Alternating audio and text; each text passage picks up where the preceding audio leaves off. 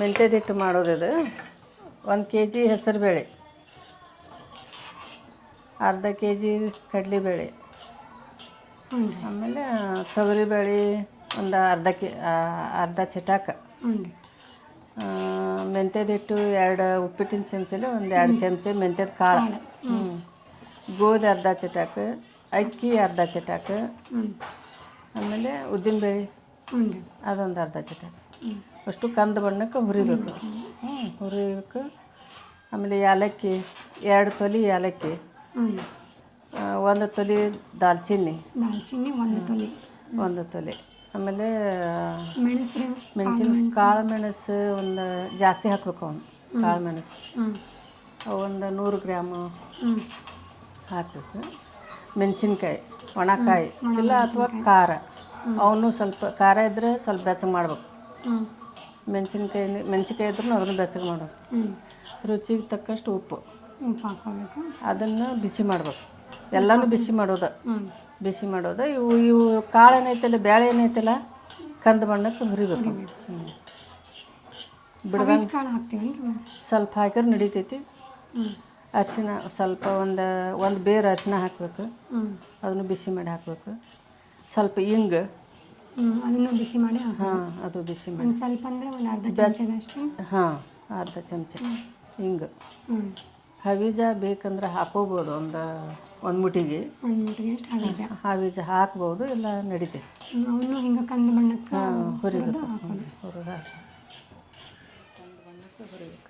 ಕಂದು ಬಣ್ಣಕ್ಕೆ ಹುರಿಬೇಕು.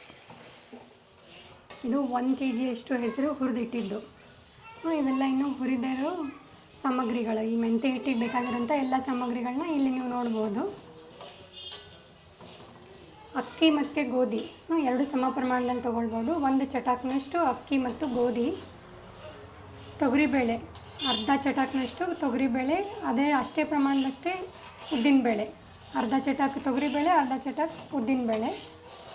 2 ಬೇರಿನಷ್ಟು ಅರಿಶಿಣ, ಇದನ್ನು ನಾವು ಸಣ್ಣಗೆ ಜಜ್ಜಿ ಇಟ್ಕೊಂಡಿವಿ, ಆಮೇಲೆ ಹುರಿದು ಹಾಕ್ಕೊಳ್ತೀವಿ. ಇದು ಅರ್ಧ ಚಮಚೆಯಷ್ಟು ಹಿಂಗು, ಆಮೇಲೆ ಉಪ್ಪು. ಇದು ನಮಗೆ ರುಚಿಗೆ ತಕ್ಕಷ್ಟು ನಾವು ಹಾಕ್ಕೊಳ್ಬೋದು. ನಾವು ತೊಗೊಂಡಿರೋ ಕಾಳಿಗೆ ಎಷ್ಟು ಬೇಕಾಗುತ್ತೆ ಅಷ್ಟು ನೋಡಿ ಉಪ್ಪು ಹುರಿದು ಹಾಕ್ಕೊಳ್ತೀವಿ. ಆಮೇಲೆ ಮೆಣಸಿನ್ಕಾಯಿ, ನಾವು ಸ್ವಲ್ಪ ಖಾರ ಜಾಸ್ತಿ ಹಾಕೋದ್ರಿಂದ ಜಾಸ್ತಿನೇ ತೊಗೊಂಡಿದ್ದೀವಿ. 1 ಕೆ ಜಿಗೆ ಎಷ್ಟು ಬೇಕಾಗುತ್ತೋ ಅಷ್ಟು. ನೀವು ನಿಮ್ಮ ಖಾರದ ರುಚಿ ನೋಡಿಕೊಂಡು ಅಷ್ಟು ಒಣ ಮೆಣಸಿನ್ಕಾಯಿ ಅಥವಾ ಅಚ್ಚ ಖಾರದ ಪುಡಿ ಅದನ್ನು ಬಿಸಿ ಮಾಡಿ ಹಾಕ್ಕೊಳ್ಬೇಕಾಗುತ್ತೆ.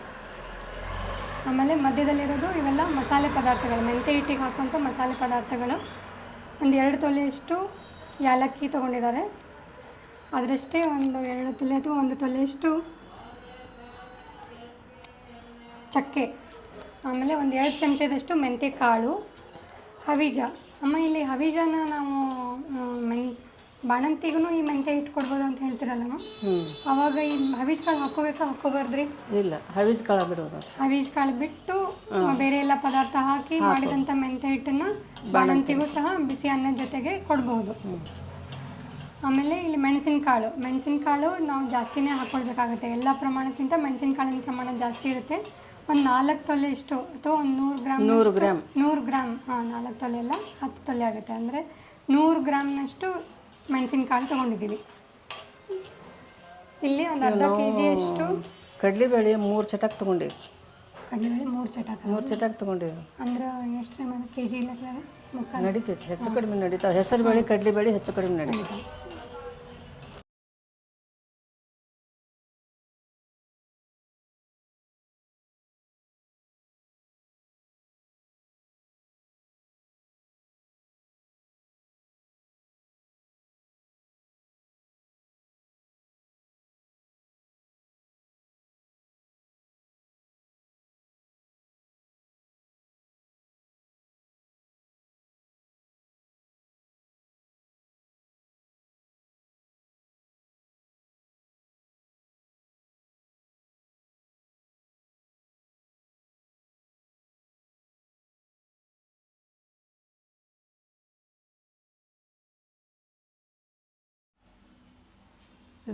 ಇದು ಹೆಸರುಬೇಳೆ ಕಂದು ಬಣ್ಣಕ್ಕೆ ಹುರಿಬೇಕು.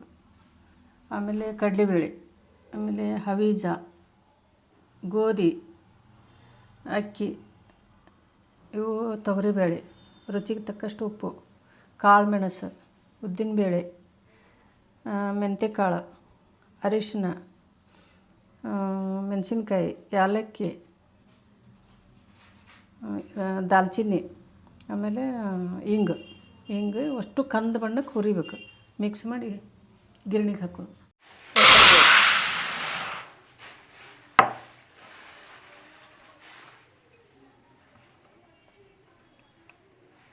ಕಡಲೆಬೇಳೆ,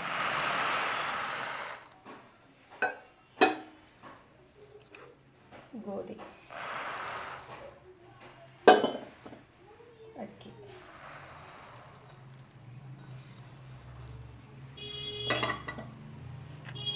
ಕಾಳು ಮೆಣಸು, ಹವೀಜ, ತೊಗರಿಬೇಳೆ,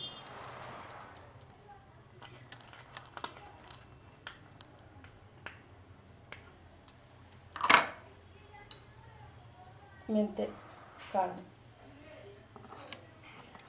ಉದ್ದಿನಬೇಳೆ,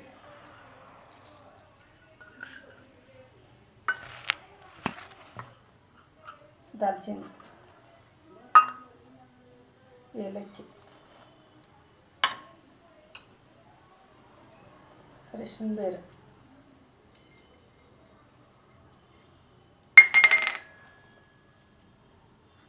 ಹಿಂಗೆ.